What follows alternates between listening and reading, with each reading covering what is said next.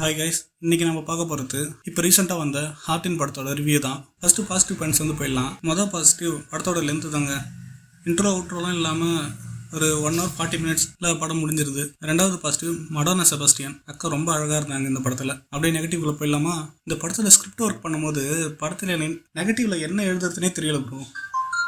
என்ன ப்ரோ சொல்கிறீங்க, படத்தில் நெகட்டிவே இல்லையான்னு கேட்டிங்கன்னா பாசிட்டிவ்ல 2 பாயிண்ட் சொன்னால அதை தவிர மற்றதெல்லாம் நெகட்டிவ்ல போட்டுக்கோங்க. அப்படியே ஹீரோ உனக்கு தலையில் அடிபட்டு பழசதாண்டா மறந்துட்ட, பைத்தியமா ஆகலை, பைத்தியம் மாதிரி சுற்றிட்டு இருக்காங்க.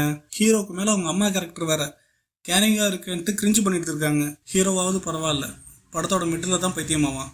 ஆனால் ஹீரோயின் படத்தோட ஆரம்பத்துலேருந்தே பைத்தியமாக தான் சுற்றிக்கிட்டு இருக்கு. படத்தில் ஒரு பிரேக்கப் சீன் வரும்.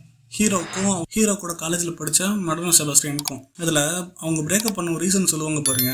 இவங்க 3 வருஷம் லவ் பண்ணுறாங்களாம். இந்த 3 வருஷத்தை திரும்பி பார்த்தா ஹீரோ மட்டும்தான் இருக்காராம். உன்னை விட்டு பிரிஞ்சாதான் நான் நல்லா இருப்பேன்னு சொல்லி பிரேக்கப் பண்ணிடுறாங்க. நான் கூட இதெல்லாம் ஒரு காரணமாக பிரேக்கப் பண்ணுவாங்கன்னு நினச்சேன். அப்புறம் தான் தெரிஞ்சுது அந்த பொண்ணை எவ்வளோ டார்ச்சர் பண்ணியிருக்கான்னு. இந்த கிறுக்கன் அந்த பொண்ணுக்காக டெல்லியில் கிடைச்ச வேலையை விட்டுறான். அந்த பொண்ணு தெளிவாக இவனை கழட்டி விட்டுட்டு ஊட்டியில் போய் செட்டில் ஆகிடுறான்.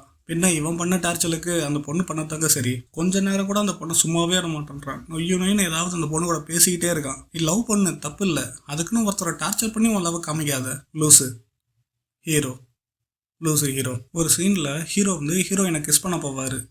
சரி ஓகே, ஹீரோவுக்கு நம்ம மேலே லவ் இருக்குன்னு சொல்லி ஹீரோயின் அடுத்த நாள் ப்ரப்போஸ் பண்ணுவாங்க. கடைசியில் பார்த்தா ஹீரோ ரிஜெக்ட் பண்ணிடுறாரு. அப்புறம் என்ன கிஸ் பண்ண போனோன்னு தியேட்டரில் என் பக்கத்தில் உட்காந்துருக்காரு என்கிட்ட கேட்டார்.